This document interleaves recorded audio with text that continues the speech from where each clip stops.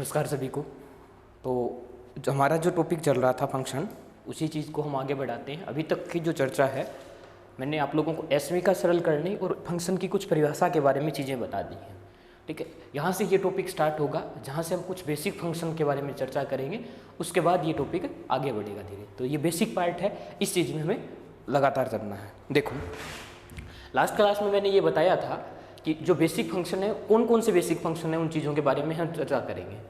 तो उसमें से पहला जो बेसिक फंक्शन है वो है एल्जेब्रिक। एल्जेब्रिक जो फंक्शन होंगे उनकी चर्चा करें। एल्जेब्रिक को बीजगणितीय फलन जो होंगे उन सभी के बारे में हम चर्चा करेंगे। तो ये जो है, इसमें पहला पार्ट होता है बहुपदीय फलन।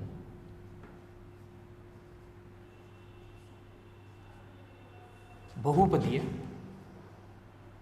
फलन, और इंग्लिश में इसको बोला जाएगा पॉलिनोमियल फंक्शन। देखो, इस प्रकार का अगर कोई फंक्शन है f x equal to a naught a1x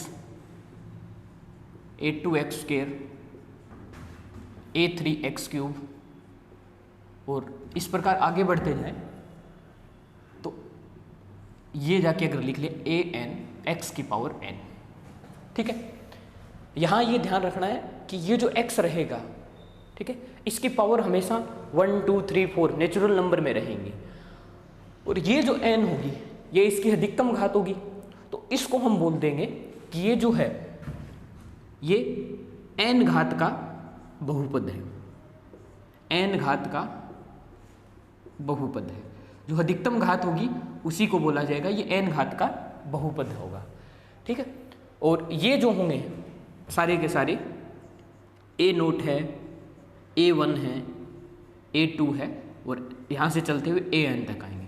तो ये सारे के सारे बिलोंग करेंगे रियल नंबर से।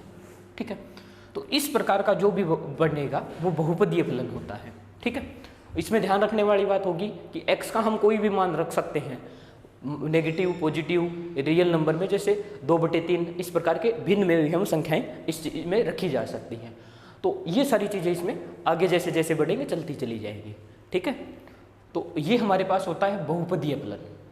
अब इसी पार्ट में से हमें ये देखना होगा, पहले जब ए नोट लेके चलेंगे, फिर एक पद लेके चलेंगे, फिर स्क्वायर फंक्शन आ जाएगा, फिर क्यूबिक फंक्शन आ जाएगा, इस प्रकार की चीज़ें इसमें चलती चली जाएंगी। ठीक है, तो ये बहुपदीय फलन हमारे पास रहेगा, इस प्रकार का पार्ट रहेगा। ध्यान ये रखना, इसमें x square, x cube, x की पावर 4 5 इस प्रकार n तक जाएगी इसमें। वैसे रूट वगैरह इसमें बीच में नहीं आएगा, जैसे x की पावर 1/2 होगी वो इसमें शामिल नहीं करेंगे हम लोग। और ये जो इसकी अधिकतम घात होती है, ये इतने ही घात का क्या होता है, एक बहुपद होता है। और ये जो होते हैं a note, a1, a2, a3, ये सारे के सारे जो होते हैं वो किस में शामिल होते हैं, रियल नंबर के होते हैं। तो ये सारी चीज़ें आ जाएगी। अब देखो, इसमें से हम क्या करेंगे, पार्ट लेंगे अलग अलग। ये जो बहुपदीय फलन है इसमें से पार्ट लेंगे। अगर सिर्फ a नोट होगा, मान लो x का मान 0 हो जाए, तो ये पद 0, ये पद 0, ये पद 0, बाकी सारे 0 हो जाएंगे। तो सिर्फ क्या बचेगा, a नोट। और एफ एक्स बराबर a नोट है, इसका मतलब ये कौन सा फंक्शन रह जाएगा, कांस्टेंट फंक्शन रह जाएगा। इसलिए हम अलग अलग फंक्शन के बारे में चर्चा करते चले जाएंगे इस प्रकार। तो ये इस प्रकार का एक बहुपद रहेगा। चलिए अब हम आगे बढ़ते हैं सेकंड पार्ट की तरफ। देखिए,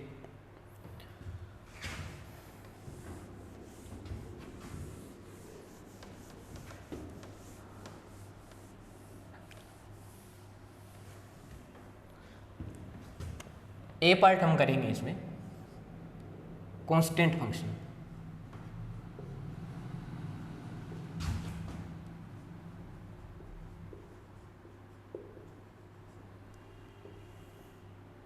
कांस्टेंट फंक्शन, कांस्टेंट फंक्शन का मतलब हमारे पास एफ एक्स जो होगा वो इस प्रकार होगा, जैसे मैंने ए नोट लिखा तो यहाँ भी ए नोट लिख लेते हैं। एफ एक्स बराबर ए नोट। कांस्टेंट का मतलब इसमें हम कोई भी मान रखते जाएंगे, वैल्यू जो आ रही होगी वो हमारे पास कांस्टेंट आएगी। ठीक है, तो इस प्रकार हम इसमें आगे बढ़ते जाएंगे। अब देखो, इसमें से हमें जो चीज़ें चर्चा करनी है वो कौन कौन सी करनी है। देखें, इसमें से हम लोग 3 चीज़ें लेके चलेंगे हर बार। पहली चीज़ कि इसका जो भी फंक्शन हम यूज करेंगे उस फंक्शन का ग्राफ क्या बन रहा होगा, ठीक है। दूसरी चीज, उसके डोमेन का मान कितना होगा। डोमेन लास्ट क्लास में चर्चा कर चुका हूं कि x का जो मान हम फंक्शन के अंदर पुट कर सकते हैं वो डोमेन रहेगी। और रेंज के बारे में, मतलब कौन सा आंसर हमारा आ रहा होगा y के रूप में, कौन सा जो एलिमेंट होगा वो रिलेट कर रहा होगा। तो 3 चीज़ें हर बार देखनी हमें, क्या क्या। एक तो स्पेसिफिक उसकी जो परिभाषा होगी उस चीज़ के बारे में चीज़ें देखनी है। उसमें से ग्राफ, डोमेन और रेंज हर क्वेश्चन में हमें काउंट करते हुए चलना है, ठीक है। मैं धीरे धीरे मेथड बताता जाऊंगा कैसे कैसे डोमेन चेक करना है, कैसे रेंज चेक करनी है, उनके साथ साथ हमें आगे बढ़ना है। चलिए देखिए, अगर fx बराबर a नोट है तो ये रही y एक्सिस, ये रही x एक्सिस, हमें बनाना है इसका ग्राफ। वही काम हम करके चलेंगे। थोड़ा सा मैं साइड बना लेता हूँ इसको ताकि समझने में आसान रहेगा। आगे बन रहा हूँ, देखो एक लाइन हमारे पास ये रहेगी, ये एक्स एक्सिस आ जाएगी, और ये अगर ए नोट है, ठीक है, तो ये आ जाएगी चीजें ए नोट। देखो ये जो फंक्शन बन रहा होगा ये प्लस एक्स एक्स, ये माइनस एक्स, ये माइनस वाई और ये वाई, ठीक है। ए नोट अगर पॉजिटिव होगा तो ग्राफ ये बन रहा है, नेगेटिव होता तो ये नीचे आ जाता और जीरो होता तो इसी लाइन पे आ जाता। हमें क्या करना है, मान लो कोई ग्राफ हमसे नहीं बन पा रहा है डायरेक्ट देखते हुए, तो हमें क्या कर लेना, एक्स के मान पुट करते चले जाए उसमें, ठीक है। सबसे पहले हम जीरो पुट करेंगे, जीरो पुट करेंगे तो यहाँ जीरो पुट करेंगे तो ए नोट आएगा क्योंकि एक्स है ही नहीं।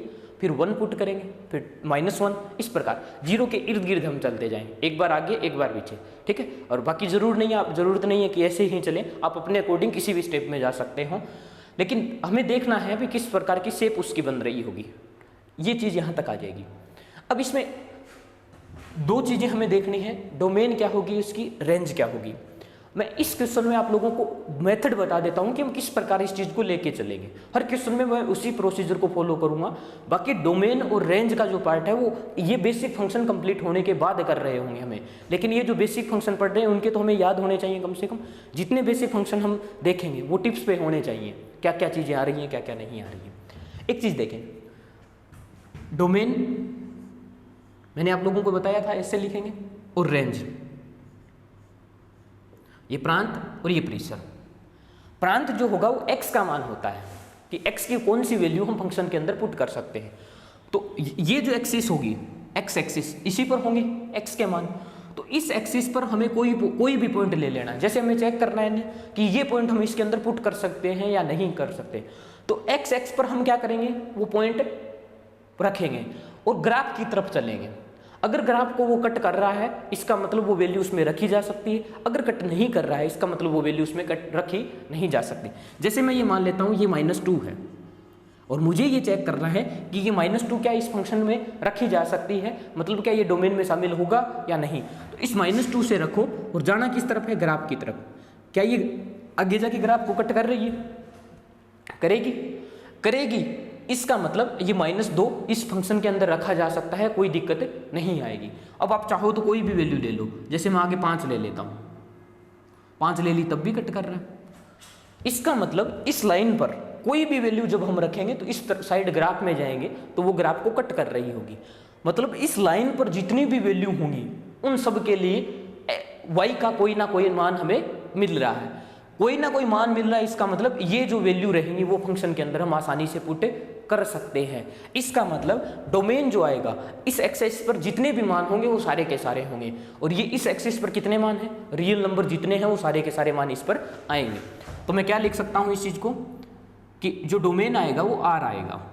R का मतलब रियल नंबर हम सारे के सारे इसके अंदर रख सकते हैं, कोई दिक्कत हमारे पास नहीं आएगी।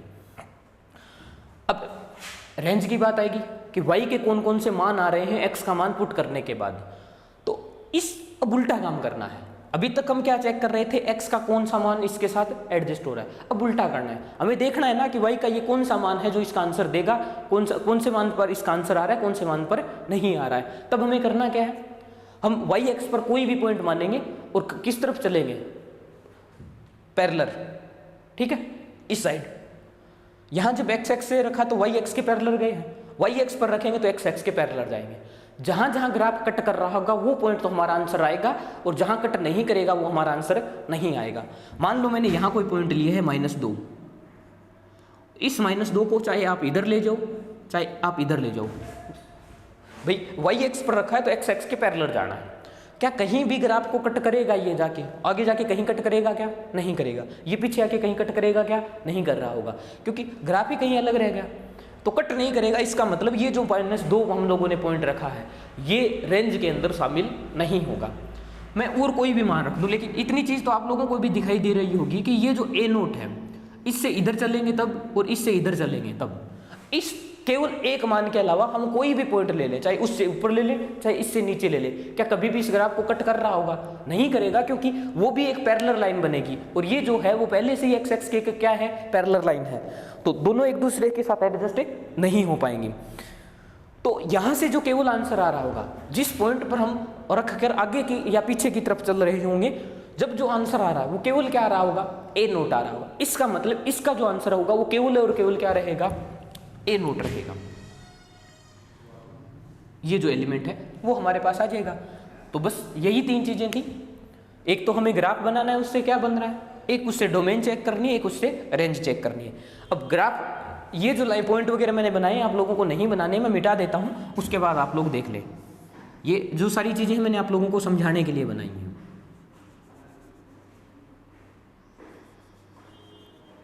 बस इतना सा ग्राफ आप लोगों को रखना है। ये ग्राफ जो होगा वो कांस्टेंट फंक्शन का होगा, वो एफ एक्स बराबर ए नोट का, ठीक है। स्क्रीनशॉट अगर कोई ले रहा होगा तो ले लिया होगा, ठीक है। चलिए ये हमारा ग्राफ बन गया, और ये डोमेन आ गई और ये रेंज आ गई। इस पार्ट में कहीं भी दिक्कत है तो आप अपनी तरफ से रखिए उन पॉइंटों को, तब धीरे धीरे ये चीजें आती चली जाएंगी। अब देखो एक चीज और देखो, ये जो ए नोट है इसके बारे में अभी मुझे नहीं पता है कि ये संख्या पॉजिटिव है या नेगेटिव है। मैं एक बार सपोज करके चल रहा हूं कि ये जो ए नोट है इसका मान 2 है, तब ठीक है, ये ग्राफ ऊपर बन जाएगा।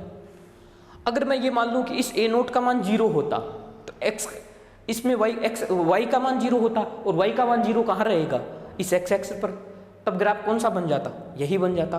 भाई ए नोट अगर 0 होता तब ग्राफ कौन सा बन जाता, यही बन जाता जो हमारी एक्स एक्सिस है। लेकिन ए नोट अगर नेगेटिव है, ए नोट अगर मान लो नेगेटिव है, -2 है, -2 है, तो ये ग्राफ कहाँ बन जाएगा, नीचे बन जाएगा। ये लो, बात खत्म। ये सारी चीजें बन रही हैं हमारे पास। तो ये जो ग्राफ बन रहा होगा हमें ये लेके नहीं चलना है कि सिर्फ यहीं बन रहा होगा, ध्यान रखना है कि वैल्यू के अकॉर्डिंग ये एडजस्ट होता चला जाएगा। पॉजिटिव है तो ऊपर भी जा सकता है, बड़ी संख्या आएगी तब, नेगेटिव आएगा तो नीचे भी आ जाएगा, और इस लाइन के अकॉर्डिंग भी आ सकता है अगर ए नोट का मान कितना होगा, 0 होगा। लेकिन मैं यहाँ मान के चल रहा हूँ कि ये मान कुछ पॉजिटिव है और उसके अकॉर्डिंग ये चीज़ें आ रही हैं, ठीक है। चलो अब देखो, अब आप लोगों को ये चीज़ यहाँ से हम जो दोनों तीनों चीज़ें बताई हैं, हर स्पेसिफिक फंक्शन में आप लोगों को ध्यान रखनी है। एक तो जो फंक्शन दे रखा होगा वो क्या है और उसका ग्राफ क्या बन रहा है, या उससे रिलेटेड जो भी स्पेसिफिक चीज़ें होती हैं वो सारी की सारी चीज़ें इसके साथ हमें देखनी है। जैसे log x फंक्शन हम देखेंगे तो log की जितनी प्रॉपर्टी होंगी वो उनके साथ हम देख लेंगे। इसके अलावा ग्राफ कैसे कैसे वेरी कर सकता है, कैसे कैसे उसका ग्राफ बन सकता है, दूसरी चीज़, तीसरी डोमेन, और ये चीज़ चौथी रेंज। ये चारों के चारों चीज़ें हर क्वेश्चन के साथ हमें देखते हुए चलनी है, और धीरे धीरे जैसे जैसे हम आगे बढ़े हर फंक्शन की ये जो चीज़ें हैं हमें याद होनी चाहिए, ठीक है। ऐसा नहीं कि इन चीज़ों को देखा छोड़ दिया। जैसे हम आगे बढ़ेंगे डोमेन और रेंज में तो जो अच्छी अच्छी चीज़ें रहेंगी वो हमारे काम आती चली जाएंगी, ठीक है। चलिए हम दूसरे फंक्शन की तरफ बढ़े। तो ये है पोलिनोमियल जो फंक्शन था, पहला पार्ट हम लोगों ने कहाँ से उठाया है, बीजगणितीय का, और बीजगणितीय का पहला पार्ट था पोलिनोमियल, और पोलिनोमियल का पहला फंक्शन है हमारे पास कांस्टेंट फंक्शन, ठीक है। अब दूसरे पे जाते हैं।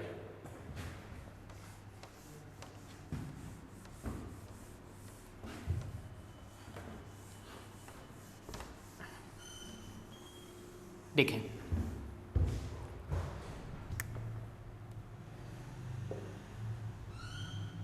लीनियर फंक्शन, हिंदी में इसको बोला जाएगा रेखीय फलन।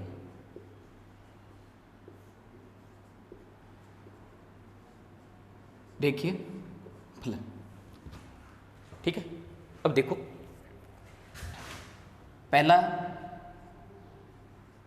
ये जो मान आएगा उसको मैं उसी प्रकार लिख लेता हूं, a नोट और a1x। पहला जो हम लोगों ने फंक्शन पढ़ा था पोलिनोमियल का, उसमें x को पूरी तरीके से हटा दिया था, केवल जो कांस्टेंट था उसको रखा था। इस बार मैंने क्या काम कर लिया है, केवल पहला पद x की एक पावर का पद ले लिया है। तो a नोट a1x, अगर मैं थोड़ा सा इसको एडजस्ट करके लिखूं तो इसको ऐसे लिख दूं, कोई दिक्कत नहीं होगी, ax और प्लस में b, ax प्लस में b, और इसको लिख लेंगे fx के इक्वल। ये जो हमारा फंक्शन होता है यही लीनियर फंक्शन होता है, ठीक है, यही लीनियर फंक्शन होता है। ax प्लस में b आ जाएगा, ये लीनियर पार्ट रहेगा हमारे पास और इसी को हम लीनियर फंक्शन बोलते हैं। और ये किसका रेखा समीकरण होता है, एक रेखा का समीकरण होता है। मान लो इसको मैं ऐसे लिख दूं ना, y बराबर ax प्लस b, तो ये जो होगा वो हमेशा एक लाइन को शो कर रहा होता है, हमेशा एक लाइन को शो कर रहा होता है, ठीक है। अब एक चीज देखें, मैं इसमें स्पेसिफिक एक पार्ट यूज कर लेता हूं कि यहां जो a है वो तो है 1 और b है वो है 0। भाई ये जो फलन है, इस फलन में जो ax प्लस b है इसको हम क्या बोलेंगे, लीनियर फंक्शन। और इस लीनियर फंक्शन में मैं ऐसा मान लेता हूं कि इसमें b की वैल्यू 0 है, a की वैल्यू 1 है, तो फंक्शन क्या बन जाएगा हमारे पास, fx इक्वल टू x बच जाएगा a1 b0, तो b तो हट जाएगा और a1 आ जाएगा, x का साथ गुणा होके fx बराबर x हमारे पास आ जाएगा, ठीक है।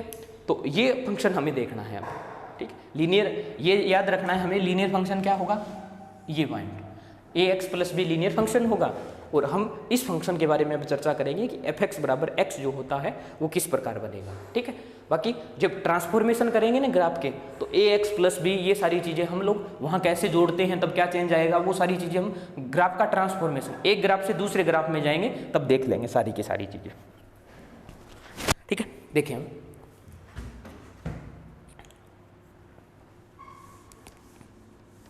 ये जो है ना fx बराबर x, ये आइडेंटिटी फंक्शन बोला जाता है, तत्समक फलन इसको बोला जाता है। इस चीज़ के बारे में हम देखेंगे। देखो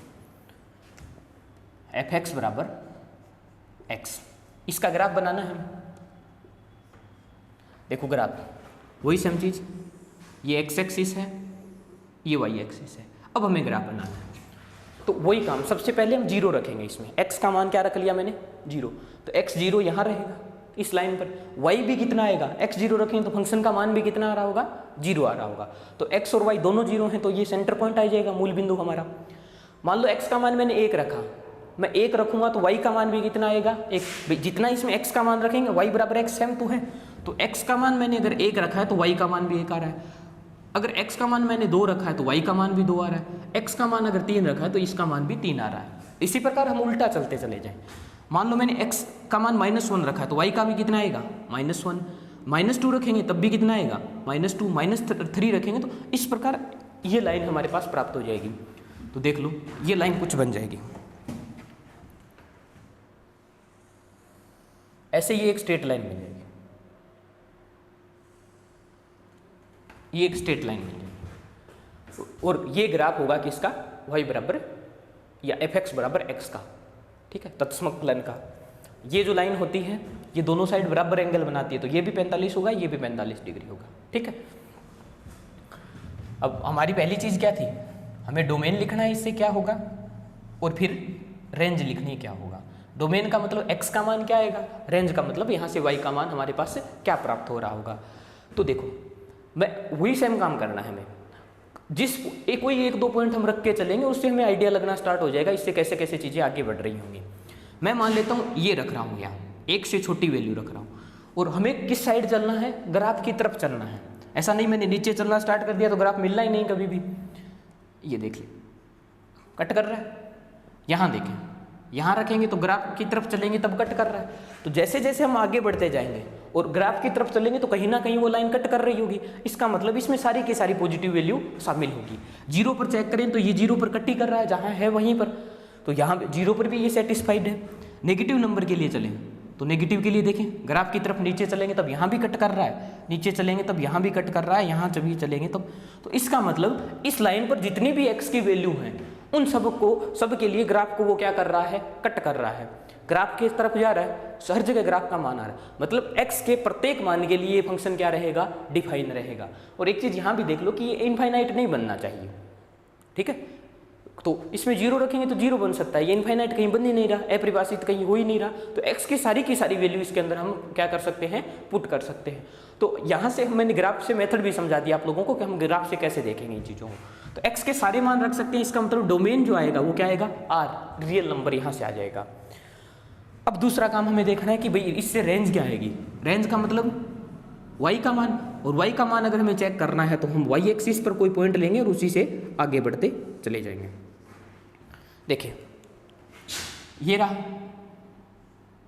आगे बढ़ रहे हैं, यहाँ से कोई पॉइंट देखें कट कर रहा है, यहाँ से कोई मान ले तो ग्राफ को कट कर रहा है, 0 पर देखेंगे तो 0 का 0 पर कट करेगा, यहाँ देखें आगे काट रहा है, यहाँ से देखें तब भी काट रहा है, यहाँ से देखें तब भी काट। इसका मतलब y के भी प्रत्येक मान के लिए हमारे पास आंसर आ रहा है, तो y के भी सारे के सारे मान यहाँ एडजस्ट हो रहे हैं और सारे के मान एडजस्ट हो रहे हैं, इसका मतलब यहाँ से जो हमारा रेंज का मान आएगा वो भी कितना आ रहा होता है, आर आ रहा होगा।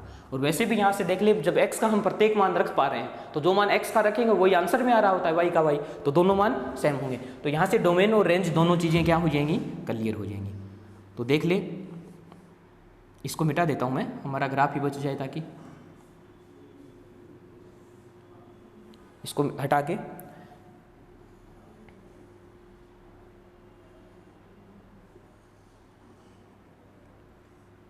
ये हमारा ग्राफ रह जाएगा, सिर्फ जो है ग्राफ तो ये रह जाएगा। वो जो सारी चीज़ें मैंने समझाई है, अगर x एक्सिस पर हम कोई पॉइंट लेके y एक्स के पैरेलल जाएंगे तब हमें डोमेन के बारे में पता चल रहा होगा, और y एक्स पर कोई पॉइंट लेके हम x एक्स के पैरेलल जा रहे हैं, और जाना ग्राफ की तरफ है, उल्टी साइड नहीं चलना, और उल्टी साइड जब चलना स्टार्ट कर देंगे तो कभी मिलना ही नहीं। चलो फटाफट देखो इस चीज़ को, जो भी लिख रहा है वो लिख ले, और या कोई स्क्रीनशॉट ले रहा है तो इसको फटाफट ले ले।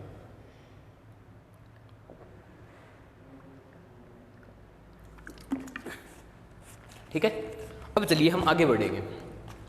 आगे बढ़ेंगे तो कांस्टेंट के बारे में बात होगी, x की 1 घात है तब बात होगी, हम अब x की 2 घात के लिए बात कर रहे होंगे।